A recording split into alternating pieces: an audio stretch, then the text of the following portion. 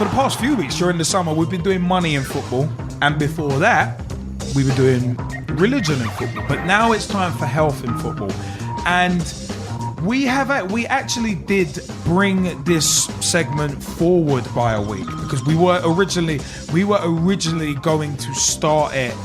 We were originally going to start it next week, but we thought, you know what? Because of a documentary that was shown on BBC Three recently, featuring Clarke Carlisle, Football's Suicide Secret, we thought we'd bring this this segment forward, the special feature segment forward. And we just want to give a shout out to a friend of ours, friend of the show. She's also done a Pitch Talk Meets with us, and that is Miss Manisha Taylor, one of the hardest working women in football. She's been blogging a lot lately, and you can catch her at manishataylor.blogspot.co.uk. And in regards to the in regards to Football Suicide Secret, that documentary, she's written a very, very well constructed blog called Mental Health: The Silent Sufferers. Now, as said with us, this is the health and football segment, and you know what? Depression, racism, drugs, and match fixing are rife in football, a new survey claims. This was originally from the 2nd of January 2013, but obviously we've been kind of holding on to this because we wanted to give it the time. But more than 3/4 of professional players in England and Scotland say depression is a problem for footballers, according to a new survey. Little more than a year after the death of Gary Speed, who suffered from depression, a survey by 442 magazine of 100 players showed the condition is a problem for many. The survey also revealed that 26% of those questioned had witnessed racism in the game, while 14% believed match fixing takes place, though it did not state at what level in the game or whether domestically or internationally.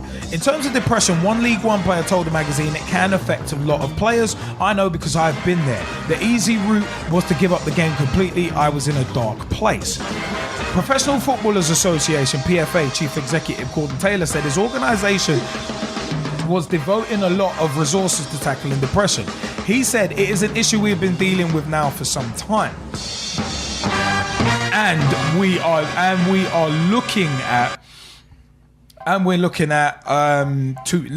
looking to ensure that people are aware of what support systems there are. The survey also revealed that 43% of those questioned said there were too many foreign players in English football, 62% insisted a gay player would not be outcast in the game, and 50% agreed that recreational drugs were used by some footballers. Only 13% of those questioned believe performance-enhancing drugs are used. So to recap those stats, 26% of players have heard players making insulting gestures in terms of racism. 50% mentioned knowledge of cocaine use in relation to drugs. 25% say gay players would be treated as outcasts in terms of homophobia, which we will be having a special feature along those lines in a few weeks. Stick around. And in terms of match fixing, 14% admitted some games are rigged. Now, as said, there has been a lot said, and especially with Clarke Carlisle's documentary Football Suicide Secret, that the documentary he presented, hundreds of footballers suffer from depression, and that's from Clarke Carlisle. Now, it's one of us coming back to the 442 survey. It was a case of there have been a few things mentioned about depression, and 78% of 100 professionals surveyed agreed depression is a problem for footballers. Now, former Everton, Newcastle and Wales player Gary Speed was found dead in his home in late 2011 after hanging himself, having spoken of taking his life, according to his wife at the inquest. In the wake of Speed's death, players' battles with depression became more of an issue, and the PFA sent out advice leaflets to 50,000 ex-players. Former Germany keeper Robert Enke killed himself by leaping in front of a train in 2009, and his suicide was chronicled in the award-winning book A Life Too Short. Former Hull City striker Dean Windar said he tried to commit suicide in early 2012 and that he had little money left despite earning more than $500,000 a year at the height of his career, which ended in 2010. Now, coming back onto what Clarke Carlisle has said from Sunday, July 7th, 2013, PFA Association Chairman Clarke Carlisle believes hundreds of players are dealing with depression. Carlisle, who called a halt to his playing career at the end of last season after Northampton Town's unsuccessful playoff final against Bradford City, has recently presented a television documentary about suicide and depression among footballers. That's Football Suicide Secret. You should be able to check that out still on the iPlayer, on the BBC iPlayer. In an interview with the Mail on Sunday, he talked about his own depression and the time he tried to take his life as a young professional. It is an issue he believes is widespread. I will categorically state there are hundreds of players suffering with this. The numbers in society are 1 in 4, and footballers are members of that society. The thing about football is that the reluctance to come forward and speak means there are so many guys sitting under the radar. As PFA chairman, I've had 15 to 20 guys come to me and say, Clarke, there's something wrong with me and I don't know what it is or where I should go. All they know is they want to be out of football, out of the system. And those are just the ones who had my number and felt they could call. You cannot undersell this. To help combat the problem, Carlisle plans to launch a hotline for footballers to call if they feel the need to reach out for help. And in Football Suicide Secret, I think it was Leon McKenzie, I think it was, or someone else who actually suggested there should be a hotline for players to call, because apparently there currently isn't one, if they need help. But it comes after Carlisle recalled an occasion when, as a youngster at QPR, he went to a local park with a bottle of pills and attempted to end his life.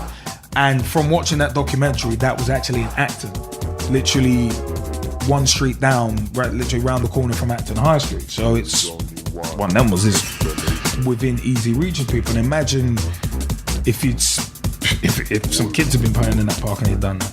So that's kind of a scary thing unto itself.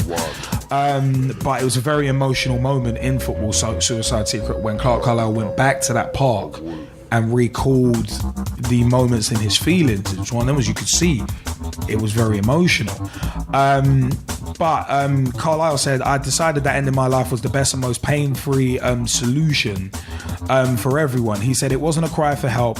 I downed the pills and was expecting some really dramatic ending like a movie scene. When that didn't happen, I thought I'd go back to my flat, have another can and go to sleep. Job done. It's frightening, really frightening to think about my state of mind back then. Carlisle also attributes his problems with alcohol to his illness. My belief and experience is that the majority of substance abuse is born out of depression, he said. I believe my alcoholism was to try and alter my state of mind, and that was because of my general level of unhappiness. Now my depression has been diagnosed. I take drugs every morning. It's not a happy pill that makes challenges go away, but it balances my brain so I can clearly see the challenges I face. Now, you know what? There's been a lot said. There's been a lot said in the Skype chat about this particular issue, and as I said, the reason why we've been holding this off since January is because excuse me, is because we did want to give it the time that it deserves as an issue, because it is a huge issue. It is actually a huge issue. And one of the things that has been brought up in the Skype chat that has actually been that AD Boothroyd, who former Watford manager and Clarke Carlisle's manager at Northampton Town. It was a very interesting quote from him, and for me it was quite an interesting statement. Have you guys seen the documentary, by the way? I've seen the trailer for it. I haven't seen it. No, I just watched a quarter of it. Yeah, I mean, I watched it yesterday, and it was yesterday. And AD Boothroyd was like, oh God, what was his quote? His quote was like, you know what? Yeah, I don't. It's like I don't talk about it, not because I don't want to, but because I don't know enough about it. So knowledge knowledge is power, as the old saying goes, and the fact of the matter is you can't necessarily. I see what AD Boothroyd is saying about he can't really talk about something that he doesn't know about, because otherwise you're more likely to end up talking crap. And I think it's one of them ones where almost saying nothing at all is better than talking a load of crap about something you know nothing about. A lot of people on Twitter really need to learn that. If you don't know if you don't know anything about a particular thing, either do your research before talking about it, but just don't talk crap about it as if you know. And I will be honest, I know nothing about depression. But I know that clinical depression is a very, very serious issue, because I've had conversations with people hearing about depression, and also in terms of certain jobs that I've been involved with professionally in terms of video editing, that depression is a very serious thing. Like working with, and Gman, you'll know this as well, and obviously Gezzie from your background as well. It's like stuff in especially in the NHS, it's kind of mental health is a huge issue. Yeah, it is a huge issue, and so it should be, because with all the kind of bombardment of pressure, the price of living going up, the price of food going up, everything going up, but wages are either staying the same or going down in some cases. You got people getting laid off. So they're like, oh my God, I have a family to support. Where am I going to get the money to support my family? Lee Hendry, an example from Football Suicide Secret, without giving away too many spoilers to those who haven't seen it. It's a case of the first thing he did, the first kind of big ticket things he did, big ticket items he bought when he came into some money, was he bought houses for some of his family members and bought nice cars for them. But then when all his money disappeared after the recession, he had invested his money into the housing market. Into the property market. So then when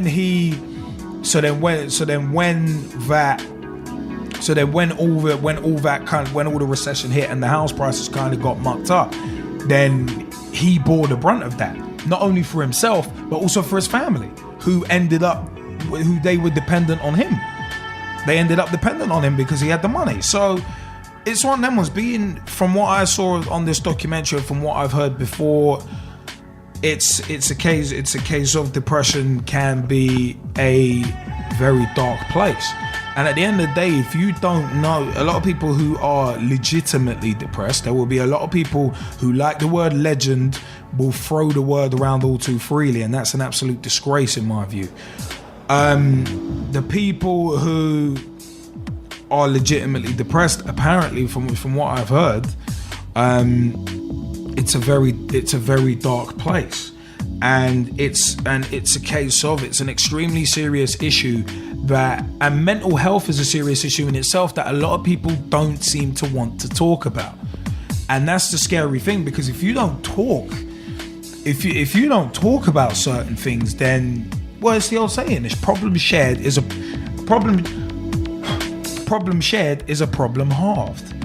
And at the end of the day, but if you don't know where to go to get advice, to get help, then how are you going to get advice and get help? How are you going to get it if you don't know where to look for it? Yeah, that's the scary thing about it. So it was a case of there were a couple of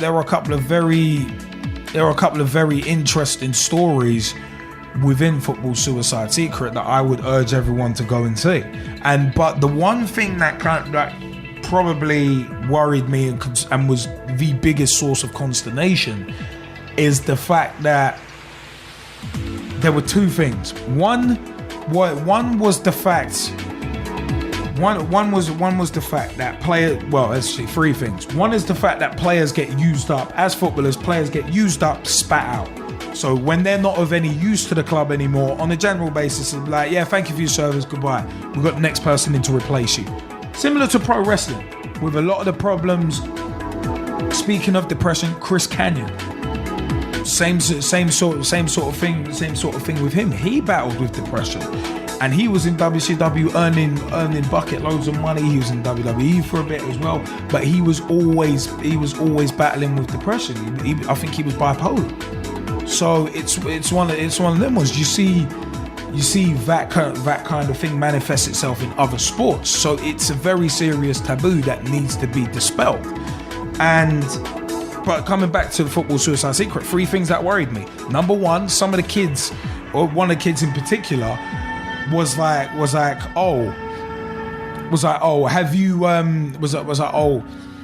so have you got a plan B if football doesn't work out? Because like, was it something like 1 or 2% of players make it and the others don't? That's how it is in football. At the end of the day, if you ain't in that top 2% bracket, you ain't making it. So, and the kid was like, no, I haven't.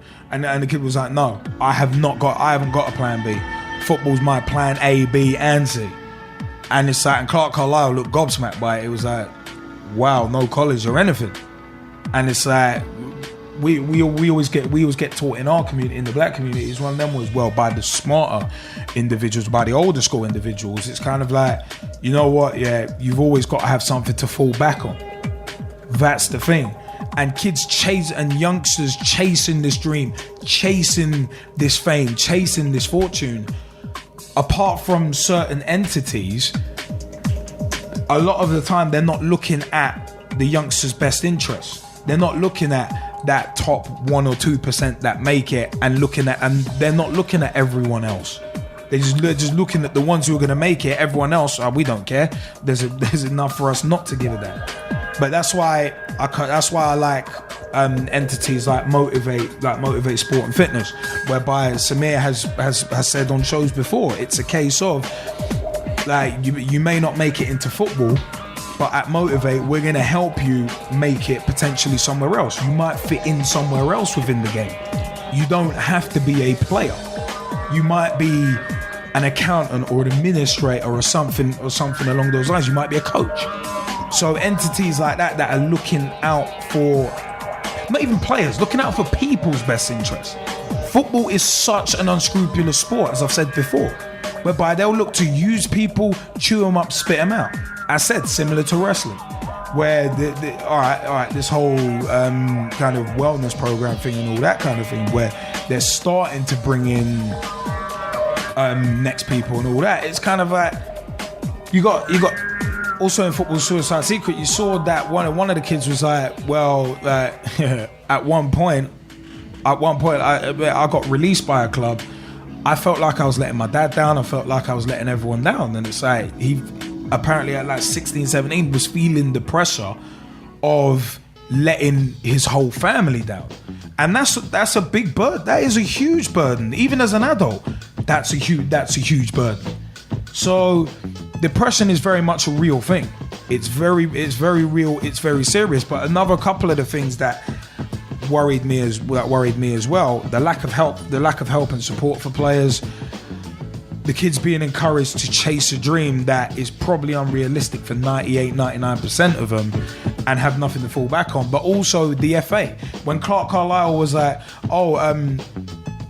he was having a meeting with David Bernstein, and David Bernstein was like, oh yeah, we've got programs to help support players.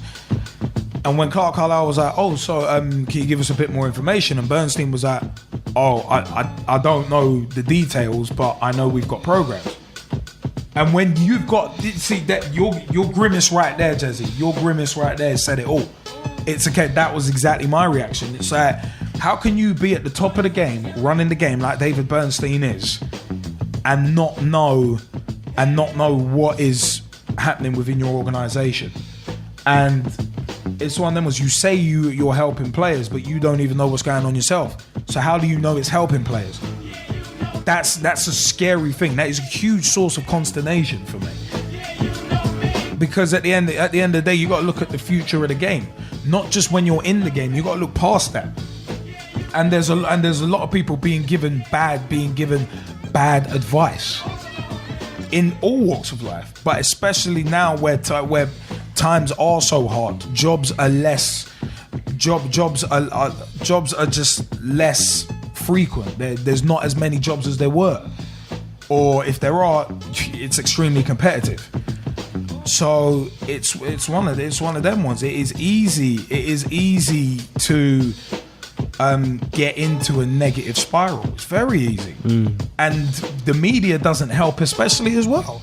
Because at the end of the day, there's a stigma in football about depression and mental health, but there's a general taboo about it in society. Yeah. And I said football is a microcosm of society, and it's very scary that people are crying out for help, and in some cases just not getting it. And then it's like, oh, it's such a surprise when that person took their life. Well, maybe if you'd taken the time to stop and listen to that person who was crying out for help, why didn't you offer the olive branch? Why didn't you offer a hand? And at the end of the day, there's certain entities that need to do more to help. Yeah. As said, these are very, very real issues. Depression is a very, very real issue. Some people who are depressed can't see that there's light at the end of the tunnel. I mean, me as an individual, I try and look at stuff somewhat philosophically. It's like, all right, one window may close, but another door will open at some point. So it's one of them ones. But at the end of the day, not everyone has a positive outlook.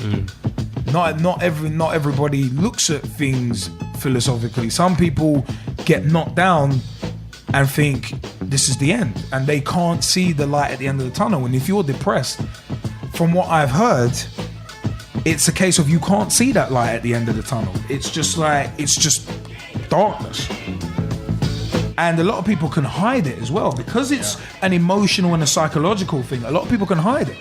Look at Gary Speed. You'd think on top of the world, happy as Larry, managing his national team. Pretty much one of the highest accolades you can get in football. And yet he was depressed enough to take his own life. And he had a family as well. Same with Clarke Carlisle. Playing in the Premier League, living the dream of millions of children growing up. And he had a family as well and tried to take his own life.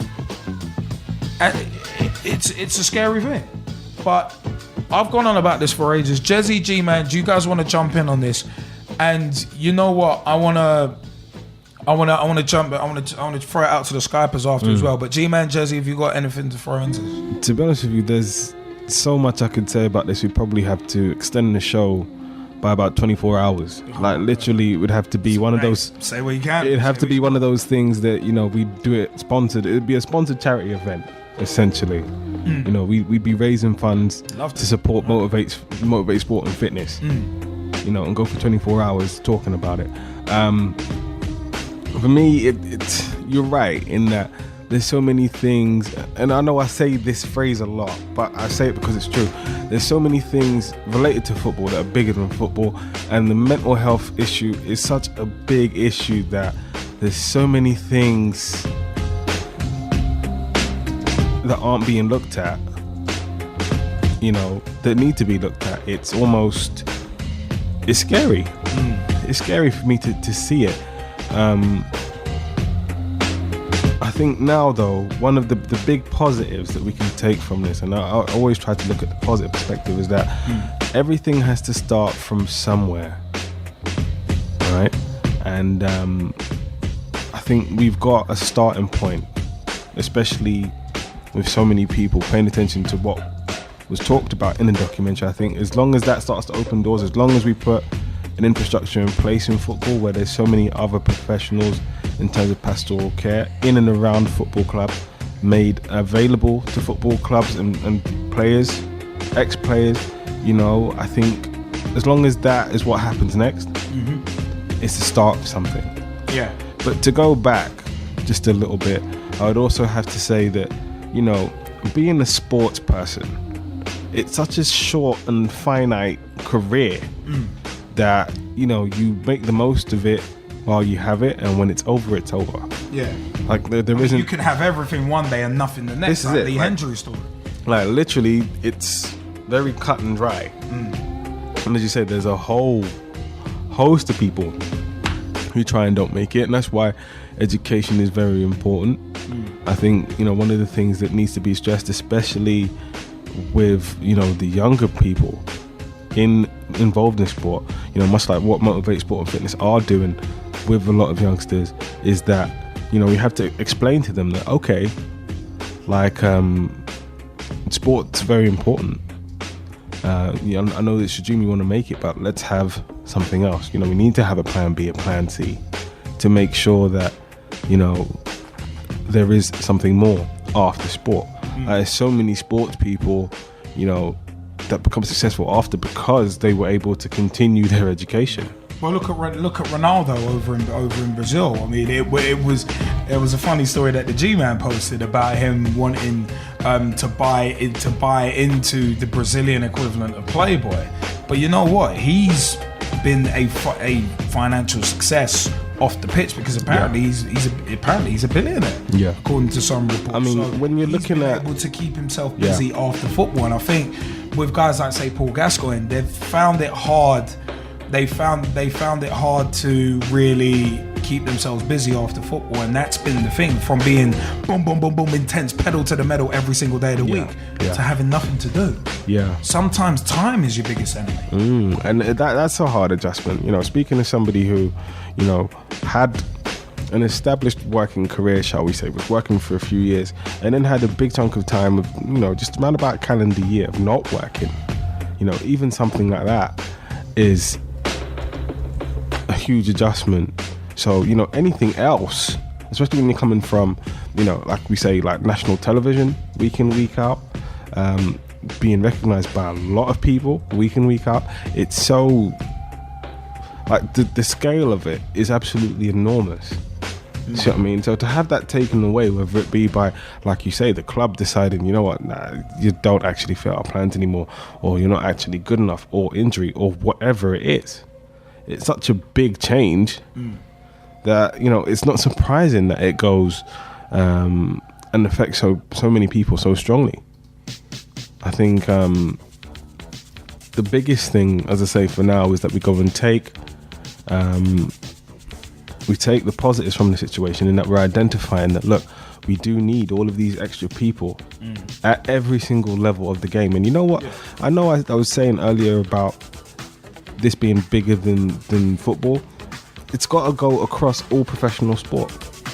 This is the level that we're talking about. Yeah, definitely. Across professional sport. Yeah. And then, of course, you know what? Depression is such a massive thing in that it's not just related to sports professionals. There's people like you and me, you know, and there's a very personal experience that I'm not going to talk about. And the reason why I'm not going to talk about it, honestly, it's difficult for me to talk about it. It's a personal thing. So. It's very, very, very hard for me to talk about it, just because there's so much emotion involved. It really is. You know, the worst part was I didn't even know him for that long a time. But what I did know, yeah, honestly, I'll say this freely, I loved him. As a human being, I loved him. He was a great person. He had an infectious energy, and you know, it's one of those things that it boggles me. It does. And I just think that now, as long as I say, there's a positive outcome, and we are looking to go and get the right support for all of these people, I think that's the only thing that's left. It's the only option. You know, it's not about you. David Bernstein's talking about, yeah, we have programs, but I can't tell you what they are. I don't know the details. No, give me the details. Know what they are. Right? Yeah, make sure that this is going league wide, competition wide, all the way down to the grassroots level. Because it's what the sport needs. There's no two ways about it. I don't really see now how this can continue to be ignored anymore. You know, I don't get it. I really don't understand how anything else can continue to happen in regards to not making a significant and sweeping change in regards to players' health, especially their mental health. I mean, the thing about it is, like we're saying, there's so much responsibility put on their shoulders. You know, it's not, you know, I just think that, like you say, the FA needs to do more, clubs need to do more, everybody needs to be paying much more attention to what's going on in terms of the mental health of footballers. And as I say, because of a sporting career being such a finite period of time that can be determined by, like you say, somebody else happening to come through, or injury, or literally anything else. You know, I just think that there needs to be more support for other things, you know, and I cannot say this enough, but I think Motivate Sport and Fitness, they do absolutely fantastic work. I think it's schemes like that need to be promoted on a wider scale, at a higher level. So I'm talking about older professionals having the same type of support to go and say, well, look, okay, you've tried, but you do have a lot of relevant skills. There are a lot of things that you know that we can actually go and take and integrate back into not necessarily the club that you're at, but other clubs. There are other things for you to do that's related to the game to be able to stay in it. You know, if you need any particular help with X, Y, or Z, this is where you go. You know, I think that there needs to be more pathways like that. And I just think, you know, as long as this is the starting point, we're fine. You know? This is what it. At the end of the day, this is what it is. It has to be a starting point. And the thing is, as you said, education is just so important, and you have to start it young. You can't start educating someone when they're 40, 50, 60. You got to do it from a young age and start building things in. Football has so many problems that are going to take years to fix, but you've got to start fixing them. You've got to start somewhere. And society is one of them. Was Davy Boy Cameron loves to talk about broken Britain and all that. I mean, society is kind of mashed generally. I mean, some of the things that are happening. I mean, Trayvon Martin is that's a completely separate issue. In terms, there's so much racial tension in the world. There's homophobia is rife. It's still, there's a lot in, and as I said, football is a microcosm of society. And I mean, Gman, I don't know if you want to jump. Do you want to jump in on this subject? Yeah, because I got a few things. I picked up on one thing Gezzie said about the education. I totally agree with you. Education is key. That was one of the things early on into the documentary, which was apparent, where I think Clarke Carlisle must have asked a group of youth, like, what was their future plans, like if they weren't to make it into football. And you know, you got the cocky kid, the two cocky kids that were there were like, nah, I ain't really got no plans. Football's my A, my B to my Z sort of thing attitude, you know. And you know, for me, my parents have always told me, you ain't got a plan, you're setting yourself up for failure. If you ain't got a second plan, no matter how good you are at your first choice, if you haven't got a second or third, you are definitely setting yourself up for failure, because you're putting all your eggs into one basket. That's it. And to be honest, I don't think I've ever put myself in a situation where that's the case, so I've never known what that feeling is like. But not for all, but for some, it must be the end of the world. Because Clarke Carlisle, as Mike said rightly in the chat, you know, he used to say when they lost matches, he used to get upset. That used to be the lowest point of his like playing days, just losing a match. Now, me personally, if I lose a match, I shrug it off. Like, and I'm not comparing myself with him, but I'm just saying, leading on to my next point, which is basically, like, to me, this is so big. It's like, I don't think any case is the same. Like, certain people might have like similar stances and situation, but as seen, like, you got Gary Speed, no one knew that he was. You had Clarke Carlisle himself. He got his injury. He basically was, after that kind of hindered his career, and whatever else that led him on, like, mentally wise. But then also in society, you've got other things that happen in the world to people. And I've always said this as an example to Liam, like, you know, you look at a footballer, and you say from an ignorant point of view, it's like, oh, he's got money, he's got riches, he's got fame, he's got the girls, he goes out partying every week, he goes and does drink, drugs, whatever he's doing, he's having a good time, it looks like. And then you'll have a guy in Japan that just lost his whole livelihood because a tsunami hit him. And you're thinking, you hear a footballer come out and say, oh, he's depressed. He's depressed. And then you're thinking, you're depressed.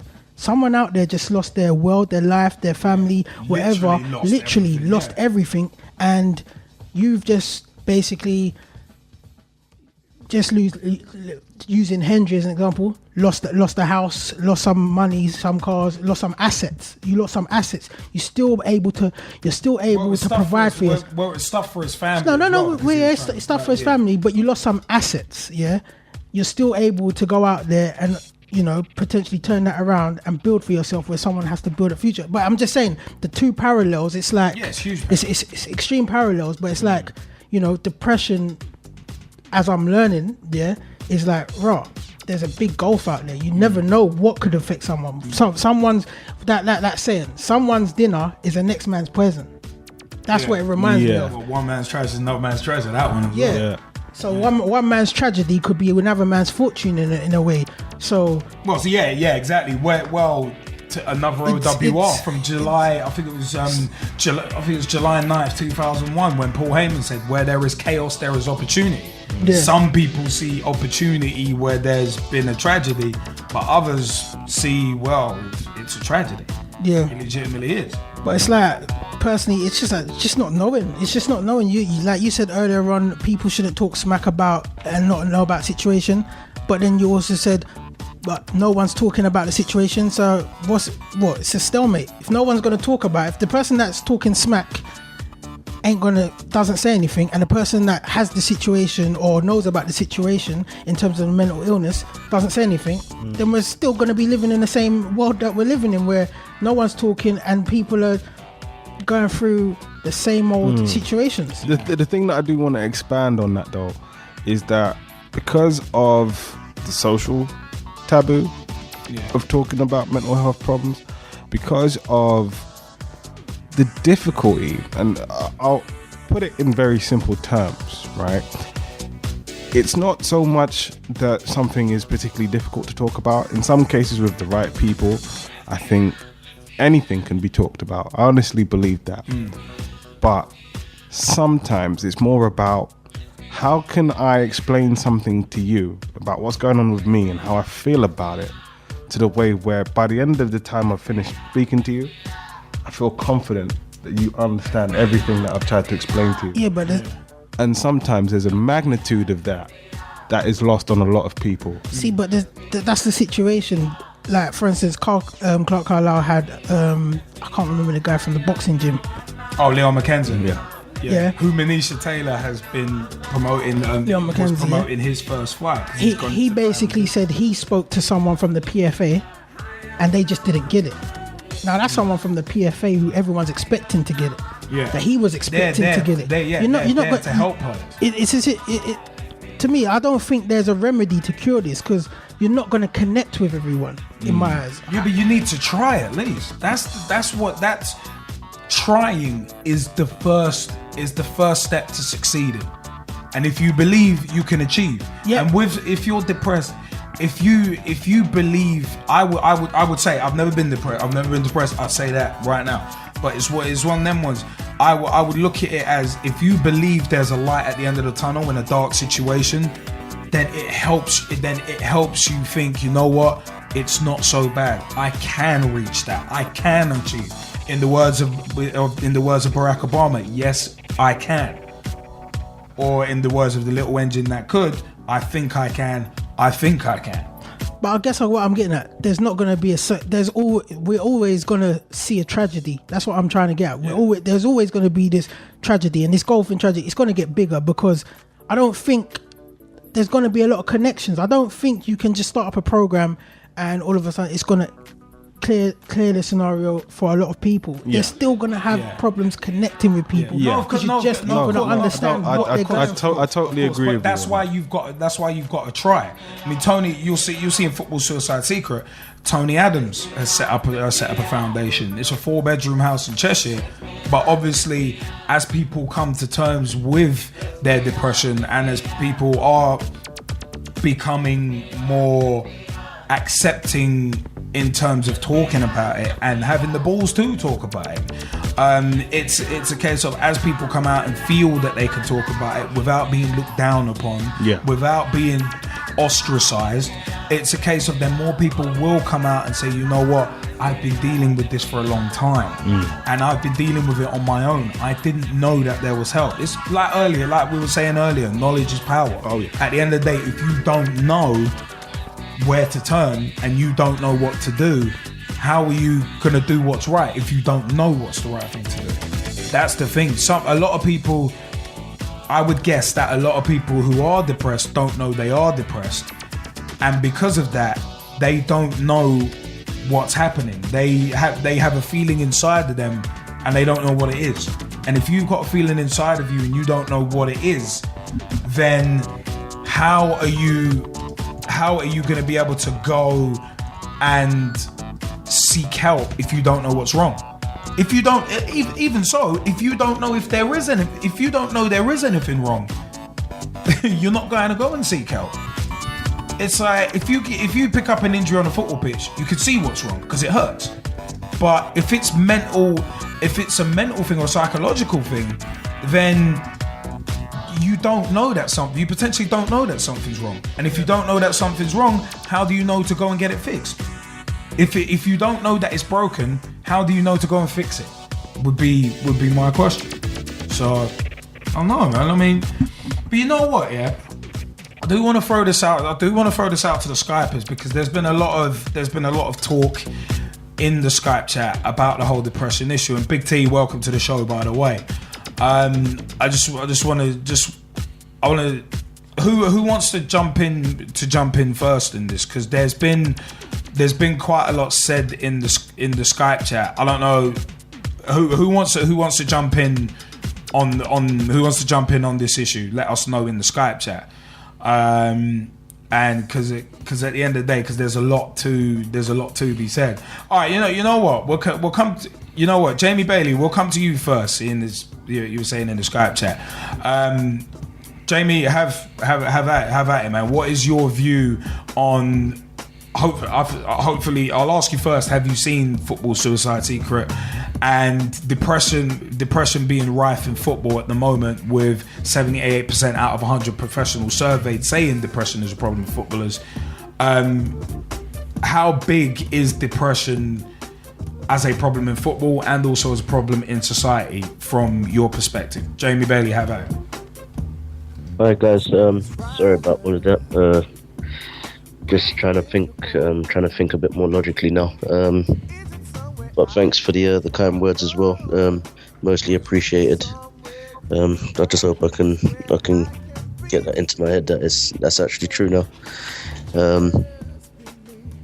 I was just thinking in terms of the players that I saw on that program. That is pretty much what that dream is all about when you get to possibly the age of 3.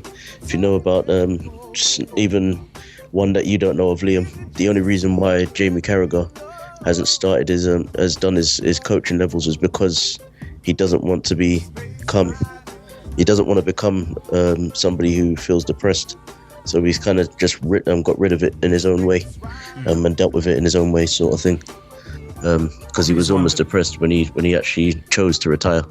Yeah. But he's not really moved it on. I could actually write a whole book based on history and past events in terms of depression. But I think depression actually comes, as I feel right now, depression comes from fear, and fear of either rejection or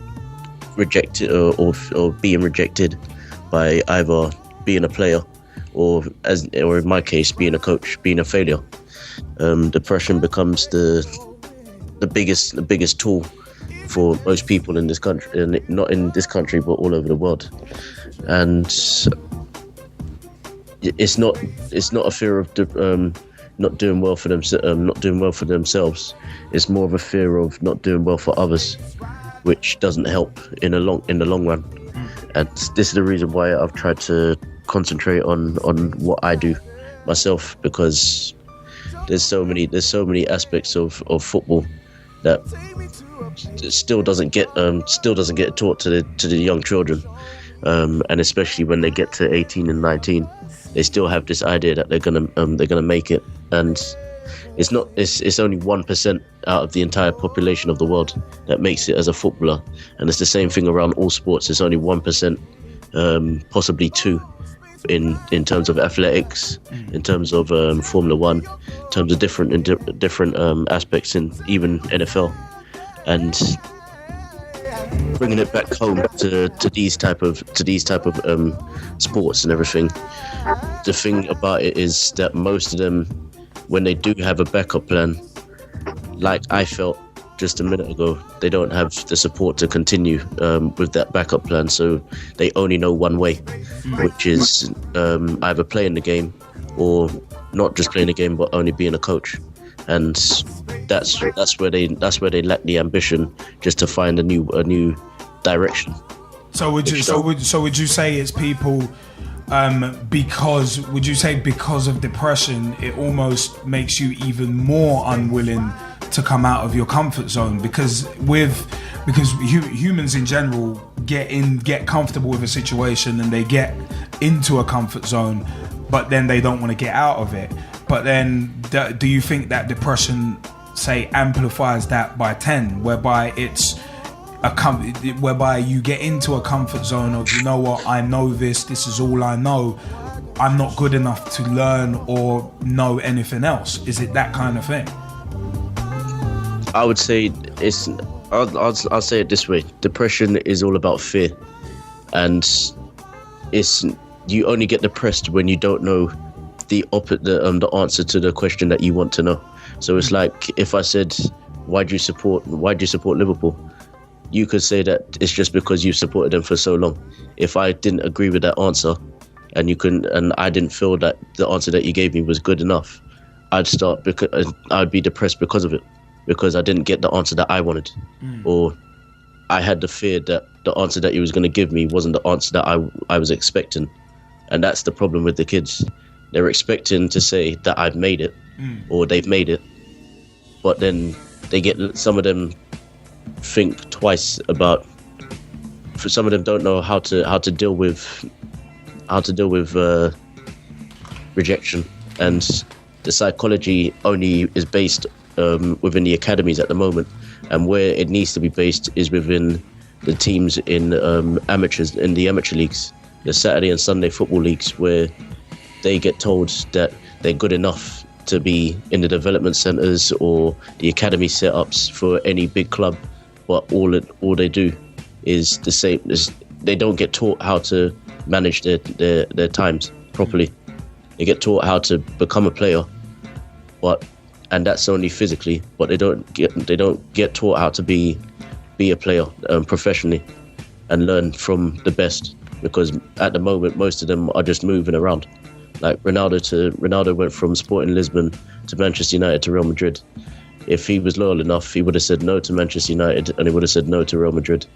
Same thing, people like Martin Keown. I was on my goalkeeper coaching. There's a goalkeeper that many won't remember, but I'll give you the scoreline of why most people will remember him for this reason.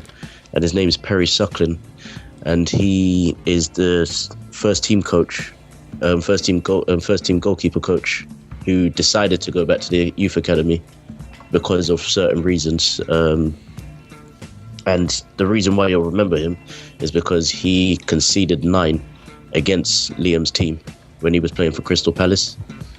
But the same season, Crystal Palace beat Liverpool in the semi-finals of the FA Cup, which was a year, I think, after the disaster that happened at Hillsborough. But also he taught me that most of it is going to come down to how us as coaches at the bottom will help those kids who want to go further and progress physically and mentally through the game. And he went through difficult times when he left, but he's been to countries like South Africa and other countries where they've shown that if you just give a bit of time to some kids, all they're going to do is they'll show you what they can do on the pitch, but you need to nurture them in terms of how to put your arm around them, how to make them feel good, and what you can do in the same time just to make them better players when they get older. Well, I think it's a case of not just making them better players, it's a case of making them better people. And that's, for me, football, I said, it's such an unscrupulous sport, and there's so much short-termism. It's like, you know what, we got to get the players now. But what about the psychological impact on the players you've rejected? What about the psychological impact on the players who don't even get that far and don't make it and have no plan B? There's no, apart from certain entities, there's no real education. And I said knowledge is power, and there's not much education in the game, because the game is just concerned about making money. It's like, how much money can we make? And they're not looking at the individuals and the people that they're screwing up psychologically and that they're just stepping on to get to that goal. The game, for the football as a game, it has its dark side clearly, and it's just stepping on people. And for me, there needs to be a seismic shift in the way certain issues are dealt with. And political correctness, I think has a bit to answer to in terms of the whole taboo issue. I mean, there's so much that's taboo nowadays. Mate, I call myself the straight shooter because I don't mind talking about anything, and I mean anything. And it's one of them was at the end of the day, but not everyone is like that. Some people have been conditioned to be the opposite way. You look at the way the parasitic media, as I call them, you look at the way they deal with issues. They just show you one side. But most people, there's a lot of lazy people out there who won't research the other side. So all they know is one side. Again, a lack of education, and sometimes you have to self-educate as well. But I think it's one of them I think it's in the words of Gordon Soley. He was saying it in terms of wrestling, but I think it's in terms of football as well. The sport is half physical, half mental, and it's one of them was Gordon Soley, obviously being a former wrestling commentator who died, I think, in the year 2000. And it's a case of the psychological side is not looked at in the game, because it's all about the here and now. It's all about making the money. That's what it's all about, and it shouldn't be like that. It shouldn't be like that at all. I mean, Jamie, thank you for your views. By the way, much appreciated on that one, and also congratulations on your new role at Fulham and passing the goalkeepers test as well. Yeah, congratulations. It's one of them ones. That's a great achievement, and it's one of them ones. Mate, if you've ever got a great achievement, don't be afraid to shout it out on the show, because that's what we're all about. It's we want to be accentuating the positive in football. There's been a couple more people in the Skype chat who've had their view. I mean, Samir Sawney, you've been very vocal with your opinion, so we'd like to hear from you, then Mike Harneman, and then we'll hear from Big T as well. Samir, have at it, man. Yeah, sorry about that. Yeah, first of all, with Jamie, from one coach to another, just said it in the Skype chat, you're not at the bottom of the system. You're at the top of the system. That's where the system is wrong. You, people like him, are what makes football what it is, and what makes sport what it is, and what makes life what it is. We live, unfortunately, in a society where the hardest workers get rewarded least. I'm not talking about financially here, I'm talking about emotionally. Yeah, no, exactly. You know, so it is about flipping it. Now, I said it in the Skype chat thing, I'm someone who, as far as I'm concerned, you don't ever beat something like depression. You find a way to cope with it. And as someone who suffers from it, and has suffered from it for various reasons, much like when Jamie was talking about coaching, before he even spoke, I can see the passion in the words. Every human being needs an outlet. Every human being needs to find their value in the world and their self-value. Some of us find it when we're 4 years old, because I'm not saying anyone hasn't had this, but just as an example, you have a loving family, or you have a hobby that you pick up at a young age, or a talent in music or sport, and that keeps you going, and it develops into other things. You get a job in another industry, whatever. in a sporting context, where the system, and Jamie made a really good point, the academies are trying. There are many that are now trying to help young people with their lessons, and I've seen it with my own eyes. The problem you have, though, is that at a grassroots level, which is why I always flip it whenever I meet a coach, or I meet a parent, or I meet a player, I say, you're more important. There are hundreds and thousands of you. There is only 1% of you on the TV. They're not important. But the society we live in 2013 twists it. It twists it to make it believe that 1% is more important than the other 99 who do it for the love of what they do. They do it for the crap wages. They do it for the subs they pay. They do it as a parent and take their kid on rainy days. They do it as a referee at grassroots. We talked about Brazil last week and all the rights and wrongs of that. They do it for the love of what they do.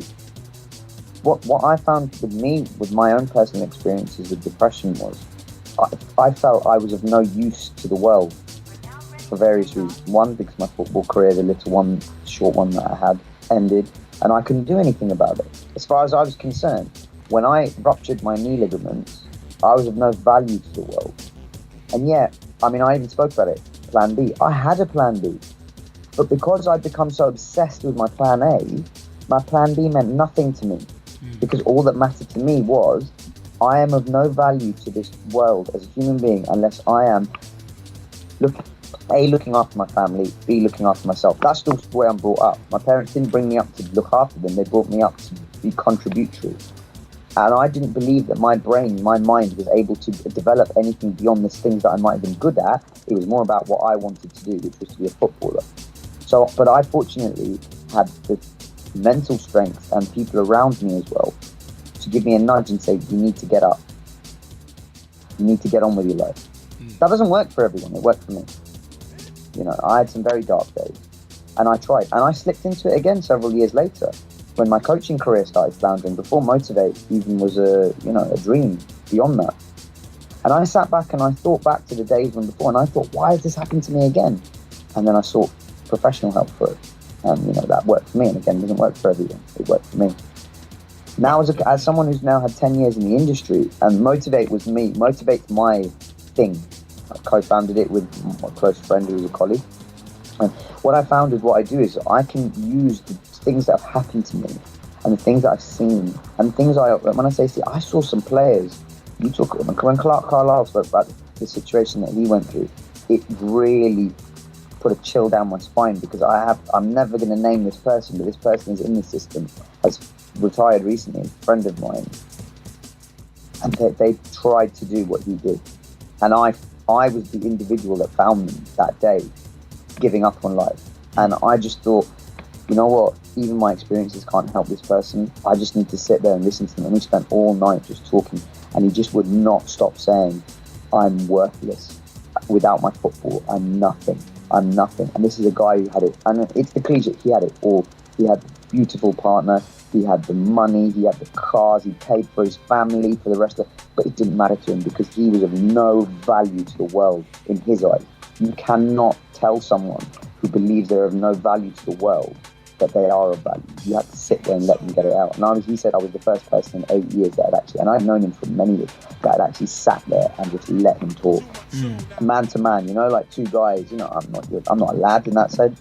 I like to have a chat, like talk about things. He was a proper old school lad. He was taught, you don't talk about your feelings.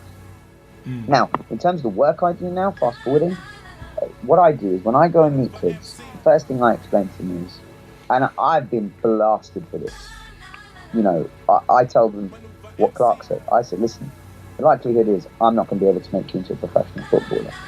The reason why I do it is because I'm testing you. I want them to actually tell me, hopefully, it might not be on that first meeting, it might be on the 100th time they come to a session. Some of them walk away and say, you're crap, I don't want anything to do with your project. I want them to show me their desire and hunger for life. I don't care about the football. All I care about is that human being will develop themselves into a contributory member of mainstream society. There is no one route to success, and that is where the flaw is. The flaw is, and you saw it with the young man who thought he let his dad down or his family down in the documentary. Yeah. But you could just see it in his eyes. He went from, he looked like quite a stocky young lad, you know, someone who can, you know, handle himself in the pitch. He looked like a little boy when he was talking then, like he was in fact sitting in front of like a schoolmaster, and he was just like, I'm sorry sir, I've let you down sir, you know, that sort of mentality. And I was like, that's warped. That's one extreme to another. That's where mental incapacitation comes from, because your brain is not able to function on a consistent level. It's been battered around like a tennis ball on a tennis court, to me to you, to me to you, you know. And after a while something's got to give. Depression fundamentally at a scientific level is when the signals from your brain to your body don't match up. So what's causing that? What causes that is the inability for a human being to sit for sustained periods of time and feel that they are of value, full stop. So how do we get around it? Now, it's a massive issue. Now, in my small way, with Motivate, what we do is we sit down, we do workshops, we talk to people, we engage with the families, we make sure those people, sometimes from faith communities as well, we understand that people have backgrounds that can cause pressure. We have all of these things. But what it really comes down to is, unless that young person wants to talk to us, and unless we are able to get through to them, there's nothing we can do. So what we do is we roll out high quality sport. We get them involved in other sports. We show them that football isn't the be-all and end-all. I've got guys who believe that they're God's gift to football, going out and playing ultimate frisbee. So I'm trying to explain to them that their skills can be developed into other things. You've seen what the Great Britain track teams have done when they've gone out and developed like footballers and other people dropped by clubs to become athletes. We thought, well, why can't we just do that at grassroots level? We get these kids in, we get footballers to play cricket, we get footballers to do community cleanups, we humble them. We remind them that if they do make it, you never ever forget where you come from, because that is the only thing you're going to have when you're being asked to go to every single, and I've seen it with mine, you're being asked by the media, you're being asked by your so-called new friends to go to parties, to meet these girls, to do this, that and the other. I'm being very cliched, but it happens still, because you can get lost so easily. And the other thing is they stop connecting with reality. That's the other thing, because they're in a bubble. And having been in that bubble and ripped myself away from that bubble, I'm so glad I'm tapped into the real world now. It's like the Matrix. I'm in the real world, and I want to be in the real world. I don't want to be in that bubble. In fact, I've veered players away who mentally I don't think can cope with that world. I've had them in tears sitting with me, and I've said to them, listen, you need to believe me. I can only take you so far. I'm going to have to not wash my hands of you, but I will not be allowed to take you to the next level, because the clubs will bar me from doing it. They'll give you an agent, they'll give you someone that they think will look after you, bloody, bloody, blah. It means you're not going to have the time that you have with me. I've had players who've walked away, genuinely, who've walked away off their own accord. Not all of them, some of them, maybe 1% of the 1%. But you know what? Those players I've managed to keep, and I've turned them into coaches, I've got them jobs in the city, I've turned them into human beings. And that's just me doing I'm one drop in a massive ocean, but I believe there are more like me. Jamie is like that in his own way. His goalkeeping badge, he needs to take that on, and he needs to use all of his experiences. He doesn't have to talk to people. His personality, the way he spoke there, I just stopped. Whatever I was doing, I was on the phone at the same time texting the coach. I stopped and I listened to him. That's all you need. That's all we need. We need more people to listen. The problem is there just aren't enough people listening. And forums like this, it does make a difference in its own inimitable way.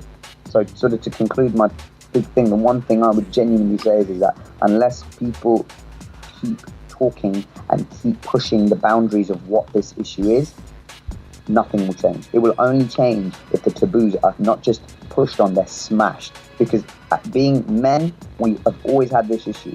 And it's now coming to the front, because in 2013, it's leaking out the sides.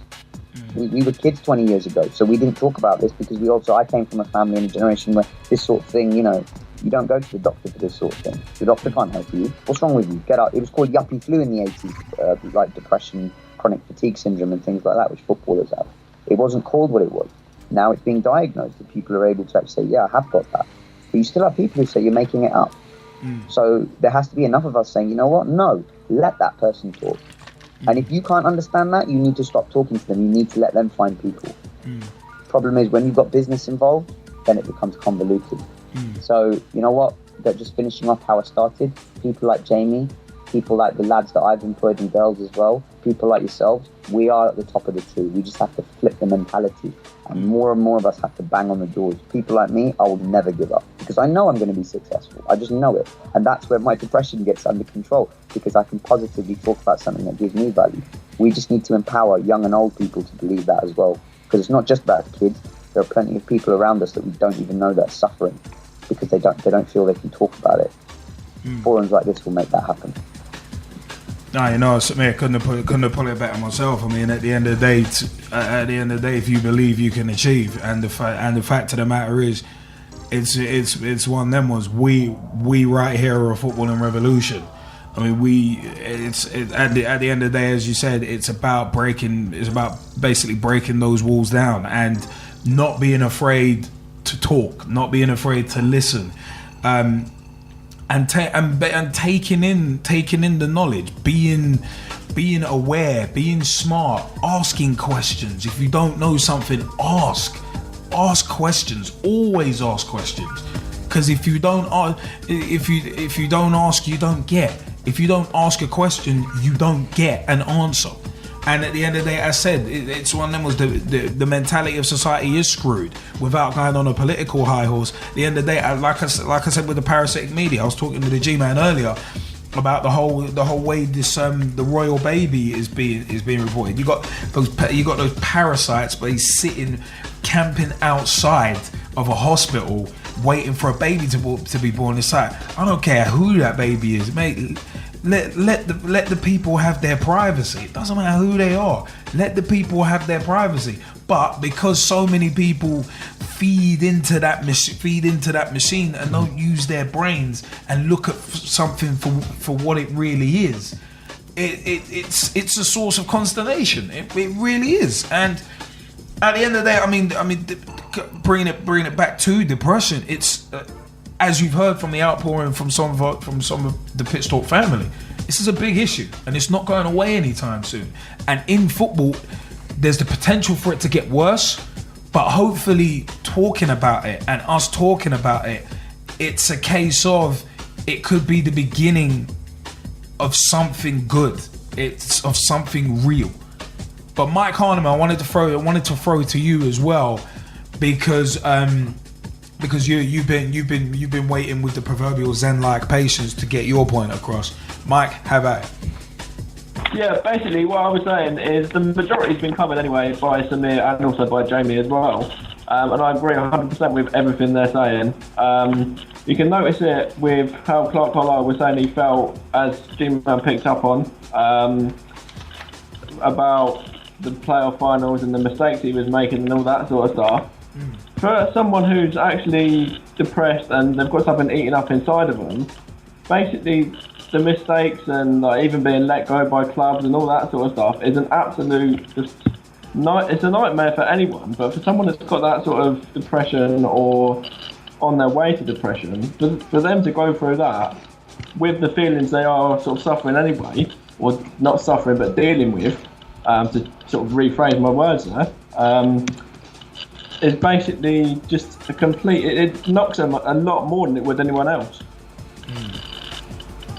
So it's almost kind of like for most people it would be a hammer blow, but someone who's depressed it would be a sledgehammer blow. Is that kind of what you say?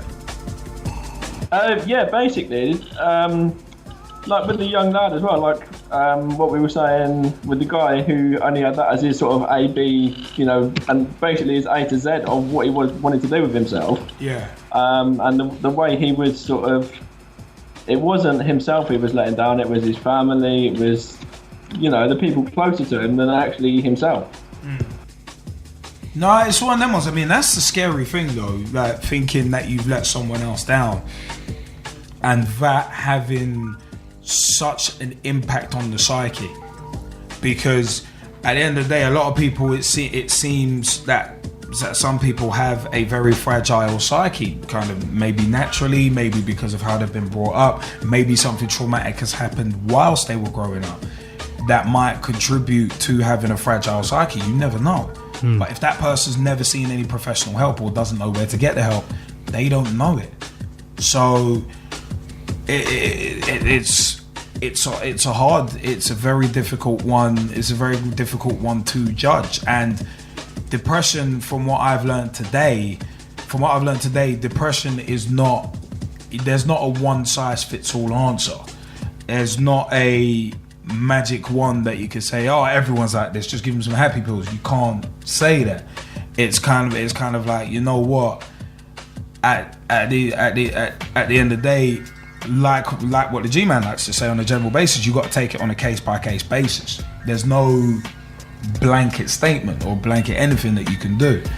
But it's all I can say is I've learned about the issue of depression today from Gman Gezzie, from what you two have said, also from what Samir, Mike, and Jamie have said as well. It's one of them ones. I feel that I've learned something, and it's one of them ones. This is what I love about doing the show. At the end of the day, you always get a different opinion. You get a different opinion from people who are not only willing to articulate it, but people who, but people who basically think about their opinion rationally and are not afraid to articulate it at the end of the day. Because some people are afraid to articulate it, and it's like, it's one of them ones. It's one of them ones.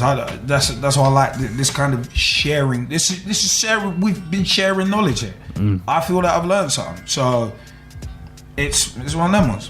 But you know, I did want to add something on this, and before I go into that, you know, I want to thank everybody that's been involved in the show tonight. Whether you've been on YouTube, you've been on Facebook, you've been on Google Plus, you've been on Twitter, and you shared your views.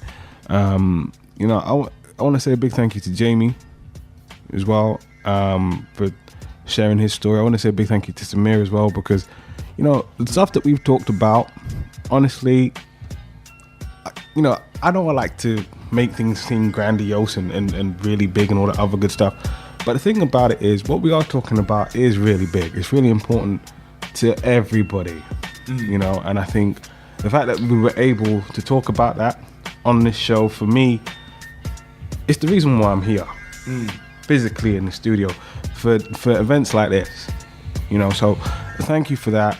And I will say that, you know, this is what our football revolution really is about, taking these kind of subjects and not just shedding light on them, but throwing light on them, because they need to be talked about, most definitely. But, you know, to look at it again on a wider scale, I think overall, holistically, there needs to be a major overhaul. I think really what needs to happen is there needs to be a grand re-education of society to understand that things like these, you know, are things that we can and should be talking about, and that there should be options for everybody, you know. And I think that, as I was saying earlier on, as long as now we can take this as a starting point for something so much better, not just for me, not just for you, but for everybody. I mean, speaking of a starting point, I mean, Jamie Bailey wanted to jump in with something, because I want to hear the rest of your point, definitely. Jamie, did you want to jump in quickly? Yeah, sorry about this. Just wanted to finish off. Basically, I lost football last year when somebody kind of ended my career a bit early, but I managed to claw it back this year. But last year, I just felt like, I think I remember speaking to Gavin and Liam before I went to Belfast and Dublin last October. Oh yeah, and I remember that. That was when we bumped into you outside our workplace. Yeah. But the one thing that I didn't really expect myself to be doing is actually coming back.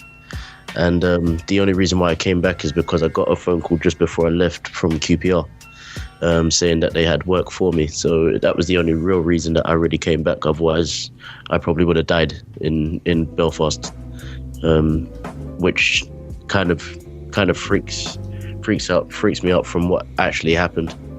But since then, I've noticed that when I've spoken to young kids, and this is where it kind of gets a bit more serious, even with the ones that were on the TV with Clarke Carlisle, if you go back a bit more further to like 13 and 14-year-olds, no matter whether they have friends that are going through it, they're always laughing at them, and they still don't see that it's a big deal. So when somebody is faced with that challenge at the age of 12 or 13, their friends are still like, haha, why you depressed, this and that, blah blah blah. And I try to educate most of the kids that I learn from, that I teach from the ages of 4 up to 18, and I try to say to them, learn about the history of football before you know where you want to go, because if you don't, then you're going to get stuck in a rut. And I know for a fact they're going to be sort of in a position that I'm in at the moment, where they might be in rehab, or they might be waiting for a miracle to happen to take them out of the spiral that they thought was actually the world of football, and it doesn't seem to work for them.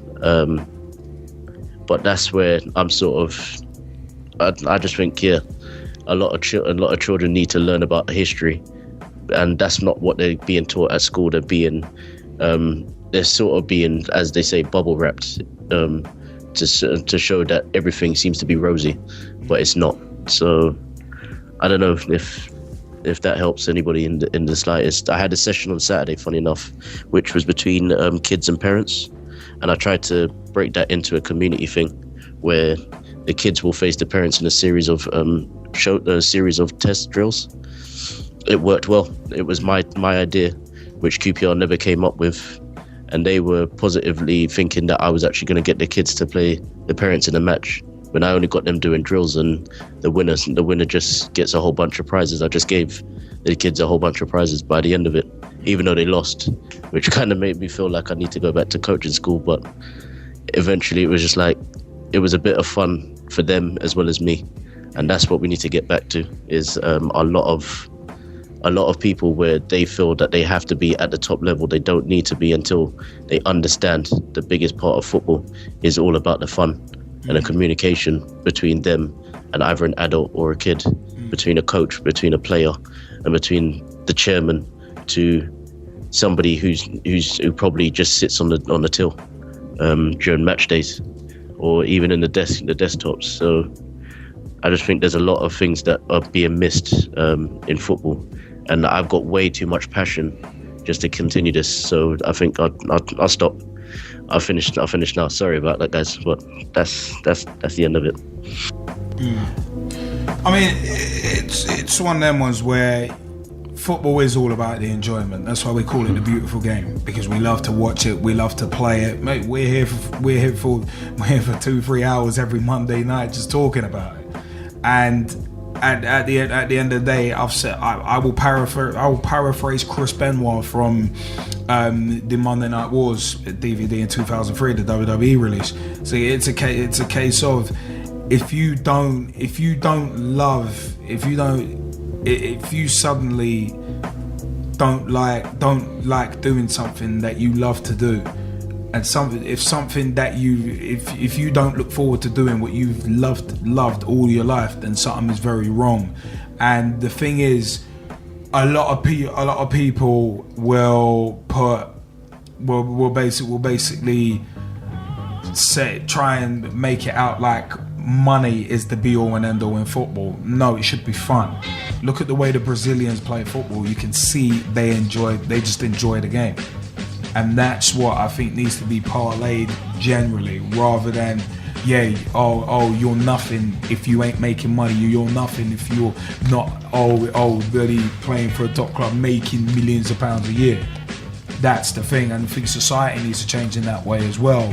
It's not money, it's not fame that's the be all and end all. It's your relationships with others, your friends, your family. It's what you build. It's what you build, whether it be building a home, whether it be building a family, whether it be building a relationship, whether it be football, whether it be otherwise. It's what you build that should be cherished, not the pursuit of money or fame or whatever the parasitic media will have you believe should be your goal. It should be being confident within yourself, loving yourself, and loving others who are close to you, and at the end of the day, loving your fellow man. Because at the end of the day, it might be more of a religious thing, but at the end of the day, you gotta do unto others as you would have them do unto you. And that's what a lot of people miss in terms of chasing this fame, chasing the money. They will willingly stab their grandmother in the back and then stab their mother in the front just to get 15 minutes of fame. but it was just twisted logic at best. At the end of the day, we love football. We're here talking football every week. We play football. I'm actively ruining my knees playing it, but at the end of the day, I don't play football to get paid. I'm playing football to enjoy it. I've left clubs because I haven't enjoyed it. Not necessarily the football, but the atmosphere around it and everything around it. And if everything around you is screwed, then eventually it's going to screw with you. And for me, that's the jack, man. I mean, Gezzie, you were saying something a few minutes ago.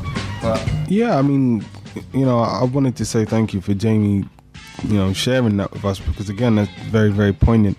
And I think, what Samir was saying in the chat is also particularly poignant. I think it's all about changing the perspective. It's about flipping the script, turning the game upside down, and really, as we say, we're looking at this as, human beings to human beings, and really just beginning to appreciate what another human being could bring to us. Now, to put things in perspective, I like to use the example of this show right here, right?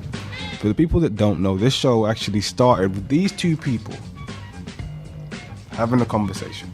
Yeah. It wasn't even a show, it was just conversation. and then after that, it was just like, right, maybe film it. Yeah, let's take an idea and run with it. And the other thing is just that, after that, it was just like, well, I saw what was building, and I said, well, what can we add? What can we add that's different? How can we go and give you something extra? And I think that's really what it's about. Let's add something extra. And I think, people like Jamie in his coaching sessions, with the example that he gave, that's something extra, something different. That is very similar to what Motivate Sport are doing, Motivate Sport and Fitness, in that we're taking everybody and we're including them. We're saying, you know what? Even if it doesn't work out in a particular drill, in terms of you're not the quote-unquote winner, there's still something else for you. There's still another prize for you to gain. Yeah, the old saying, sometimes defeat can be more instructional than victory, because it shows you, it challenges you to make yourself better. It challenges you. So, were you looking at that as well? Yeah, no, I totally agree, and I think that's how things like this are born. I think that's how things like Motivate Sport and Fitness are born. I think that's how people like Jamie go and make a difference in the community of football, by going and taking his sessions the way that he does them, totally going and turning them around, and really inspiring a lot of people to go and be so much more. I mean, at the end of the day, right, and I know we're talking about the impact of depression and all the rest of it, football is just one part of these human beings. And to close it and to be the final thing that I will say on this show, and the reason why I love this show honestly is because of all these people. We say all the time, it's we the people for the people, and it really is. It's not something that we just say for the sake of saying it, it's something we believe. And each of those people are amazing, truly amazing. And even without the football, they're still amazing people, and I think sometimes people forget that. Yeah, because it's that whole attaching value and worth to one thing, when it's not what is attached to you or what you attach yourself to that defines your worth. It should be you yourself defining your worth based on how you feel, based on yourself, not based on how far you can get in a career or whatever. It should be, you should have that feeling inside yourself that you know what, I am great, I am brilliant, I am tremendous, whatever word you want to use. I am strong beyond measure. It's one of them ones. If I would love to. At this moment, it'd be a case of just thinking of Nelson Mandela in his state of ill health at the moment. It's like that man is a fighter. That man truly is a fighter. Look at what he's been through. So it's one of them ones. Just looking at him is an inspiration, because he's seen inside himself, you know what, no one can break down my human spirit. And I think that's what if you have depression, you need to realize that there is a human spirit inside you, an indomitable spirit. But you've got to see that for yourself. You've got to see it.